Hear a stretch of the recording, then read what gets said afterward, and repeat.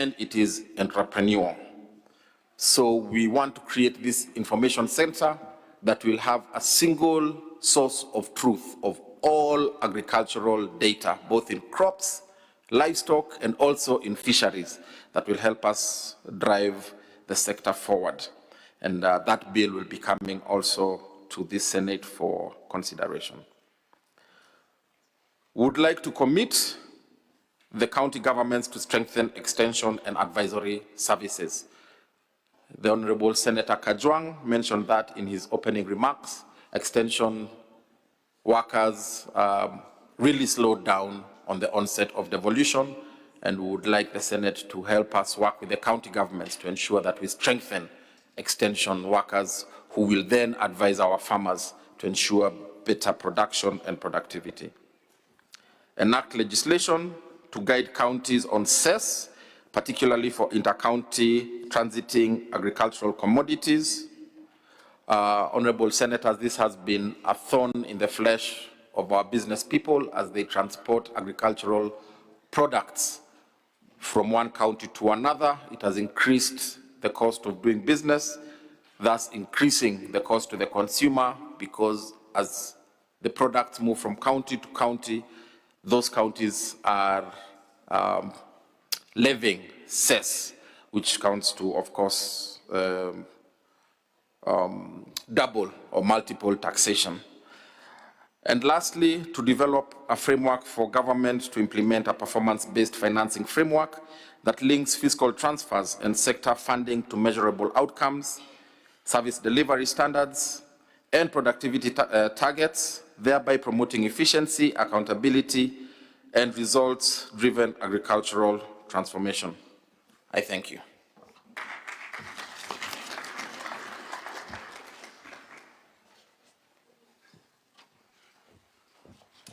Thank you, PS Mweke, for that efficiency. You took exactly 25 minutes.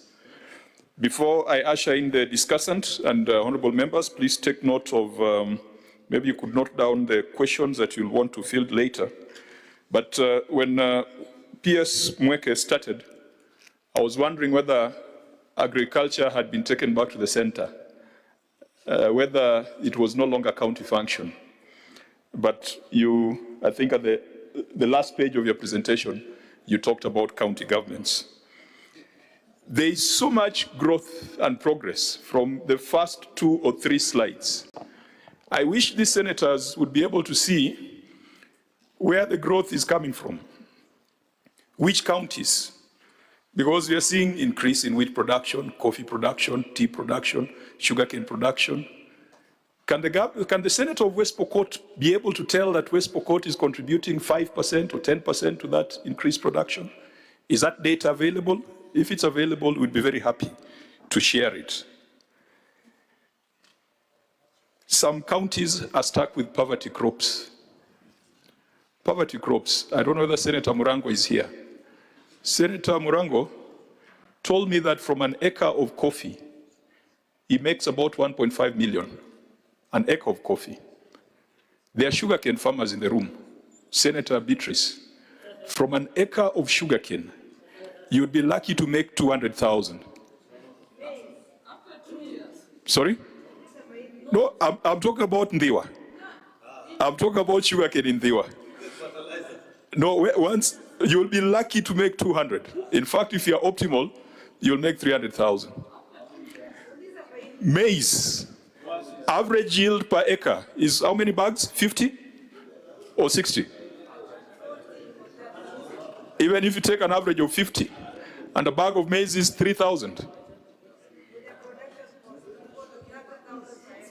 So, PS, some counties are stuck with poverty crops, and some counties have crops that guarantee and generate wealth. What is the ministry doing? Because you seem to be still aligned to sessional paper number 10, that one of Tom Boyer. Some counties here are suffering. I know the chair of the Revolution Committee probably has 1,000 acres back at home. And with 1,000 acres, the camels are just marauding there. If he had 1,000 acres in Kericho, he would be a billionaire. So how do we ensure we move some of our counties from this obsession with poverty crops to crops or agricultural practices that put money in the pocket? PS, you could also, and I think we'll come to plenary. I'm just framing a few questions. Senator Wakoli will also frame additional. PS, you didn't talk about AFA. AFA, we have mutilated AFA over the last 10 years. What is the ministry's strategic position? What is the policy direction?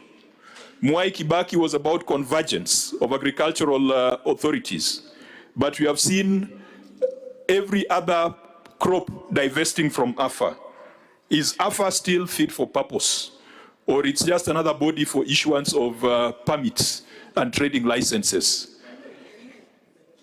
You also didn't mention cotton. The Cotton Industry Development Bill was processed by the Senate. We are not very sure where it lies. It's not on the list of the legislation that you have there. And I think also, is there data on county food balance sheets? Does the ministry maintain that data? That county A, Kilifi County, this is a food balance sheet. This is our production, this is our utilization. We have this amount of maize being produced, this amount of sugarcane being produced. Have we gotten there? Is it also possible to get data on the number of extension workers, number of veterinary professionals per county? Because all this must drill down to devolved units, county governments. And so we'd be happy to have that conversation in addition to other issues. Senator Veronica?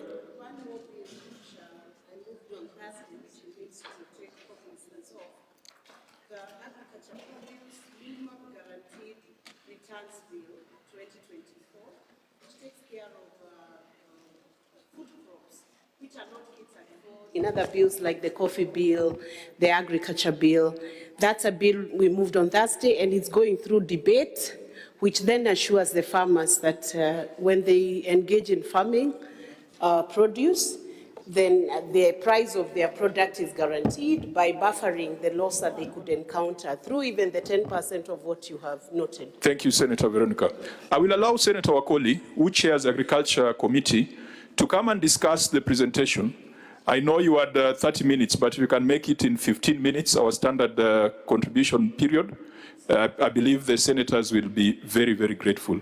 And once you're done, I would like to see the mathematics of Senator Cheriot, how to make more than 300,000 per acre in sugarcane. To want evidence kwa kalatas, evidence on paper. Ameionyesha hapa kwa Catherine. Amekufanyia hiyo hesabu? Amefanya hiyo hesabu. I would be very happy to share it. So, Senator Wakoli, Chair of the Agriculture Committee, please proceed as a discussant to the presentation.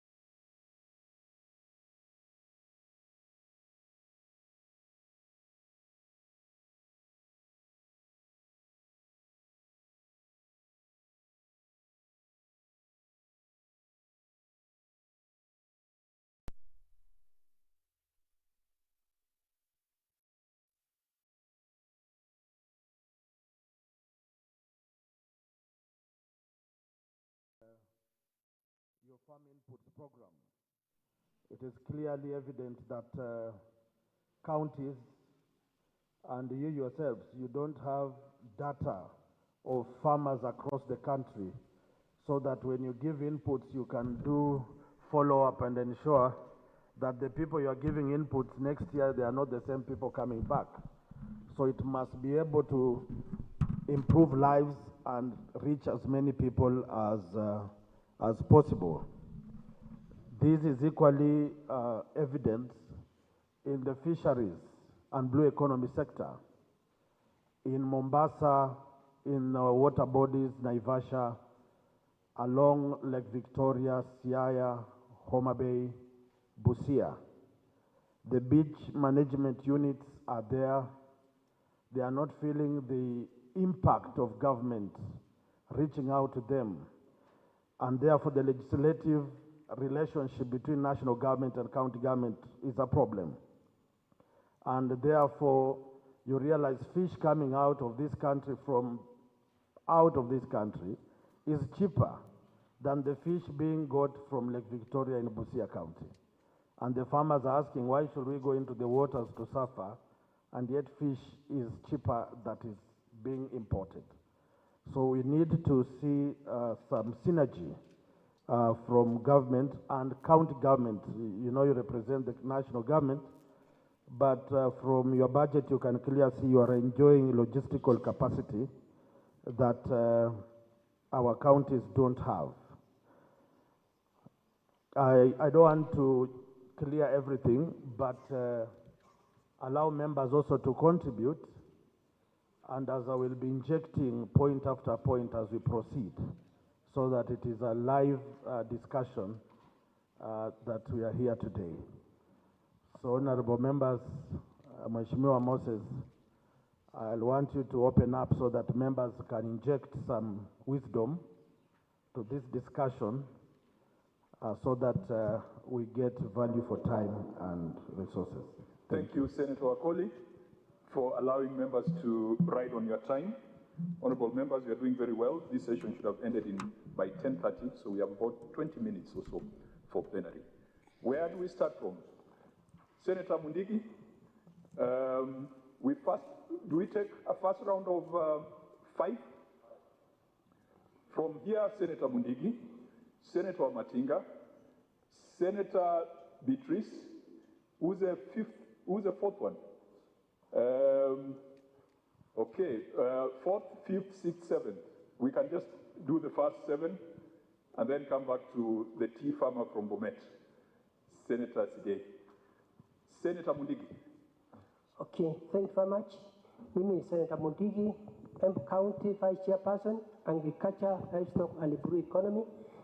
Swali langu kwa waziri, wakati huu wa devolution, mambo ya kilimo, kahawa, manjani na sukari inaendelea vizuri na makandamia, lakini kilimo ile inaweza kusaidia mwananchi, na unaweza kuwa ukiwa na eka moja katika kaunti 47 utafanya kazi nzuri, ni kilimo ya maziwa. Kilimo ya maziwa, ukiwa na ng'ombe moja ya grade utaweza kutoa maziwa nyingi. Shinda mkulima ako nayo ni kuwa chakula ya ng'ombe iko bei ya juu na pia ndawa iko bei ya juu.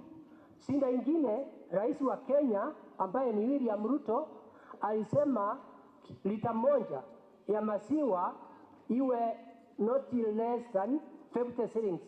Na saa hii tukiwa kamiti ya agriculture tumetembea kona nyingi, unakuta lita moja inatoka shilingi 35, ingine shilingi 40, na mkulima wa maziwa anateseka sana. Kwa hivyo ambayo unawakilisha waziri wa agriculture, hapo mkulima utamsaidia mna gani? Na hapo ndio Bwana Kajwang' alikuwa anaulizia, kaunti 47 inaweza kubenefit na mna gani juu ya economy recovery. Hiyo ndio swali langu nikiwa mwenye mdogo wa kamati ya agriculture. Asante. Asante Senator Mundigi. I know the most prolific dairy farmer in this house is Senator Ledamo Lekina. I wish he was around to share his insights. Tulisema from Senator Mundigi, we go to Senator Matinga. You can make it as brief as Mundigi. Thank you very much, Session Chair. I want to also raise my question on the agricultural produce and specifically macadamia. I've said, Session Chair, that AFA has become the thorn in the flesh. We know that now farmers are suffering low prices because the ministry or AFA decided not to allow in-shell export. We try to protect the farmer, but at the same time make the farmer suffer more while you're protecting a few infant industries that are processing. We know they do not have the capacity to process all the produce. Does the PS don't think that it's the high time that we rebate it, we make it a sokohuru for everybody to sell his harvest where he wants and when he wants? Thank you. Thank you, Senator Matinga. That boils down to agricultural policy. Senator Beatrice. Okay, thank you, Chair. PS, my issue is on food and feed safety, and especially on standards. And because the ministry is the custodian of standards, PS, we have often even ended up with items that have been banned in other jurisdictions on our shelves and markets. And Kenyans remain very wary of KEBS as a regulator. What is your take on that? Particularly, we even have herbicides that are used by farmers. And you know, farmers in this country majorly are on their own. You've talked about the lack of extension and advisory services. So you get veterinary livestock farmers, you end up going for services to veterinary shops. Some of them which we are not even sure of their capacities. So what are you doing about these standards, and particularly on the feeds and food safety? Yes. Thank you, Senator Beatrice. Senator West Pokot. Senator Murgor. My question is to the PS, or is it CS, Agriculture. We used to have agricultural extensionists visiting farmers and also cattle keepers or livestock keepers, and that stopped, and that actually became the beginning of the end of quality production in agriculture and quality animal care and productivity. How can the ministry now reinstate that, such that even rather than having a liaison officer in every ward, but to have extensionists that visit farmers to see how they are doing and to see how they can improve individual farmer and individual cattle keeper and so on for production? Because that is key. Otherwise, farmers are on their own and therefore producing nothing or mega production rather than full. Thank you, Senator Murgor. And when you think about it, it would have been important to have the Council of Governors in this room, because some of these things have been devolved to the counties, and they're the ones who should be providing answers. But since you sit at the apex, you can help us. The fourth was Senator Abbas, and then Senator Gituko. Thank you, Chairman. Mind you, the question goes to PS. But PS, I think I want you to tell us what is going on, because as you are aware, this country, 70% is arid and semi-arid. But all along there was no proper interventions to avert, the drought. Drought has now become so cyclic, and the interventions from the such stations and all this has not been there for long. And what plan do you have?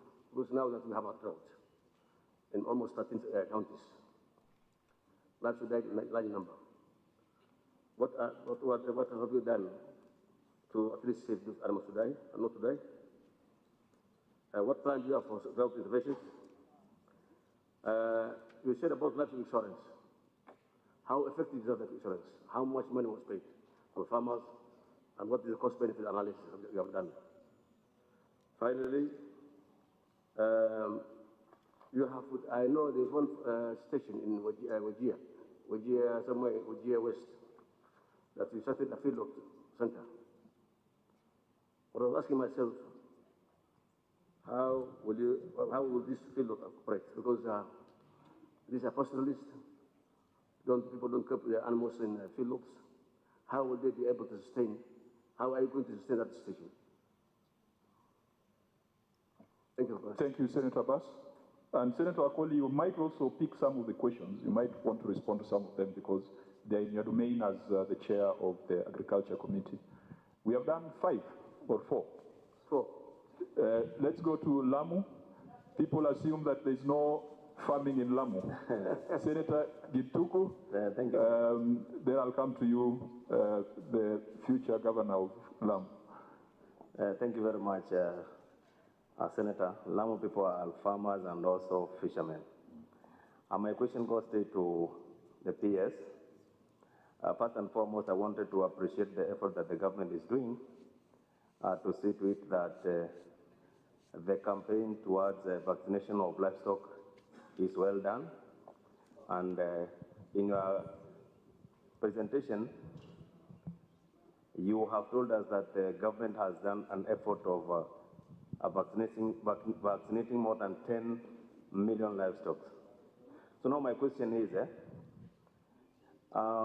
there are some farmers who are not well informed in terms of vaccinating their livestock, and some of them are somehow very adamant. They don't want to vaccinate their livestock.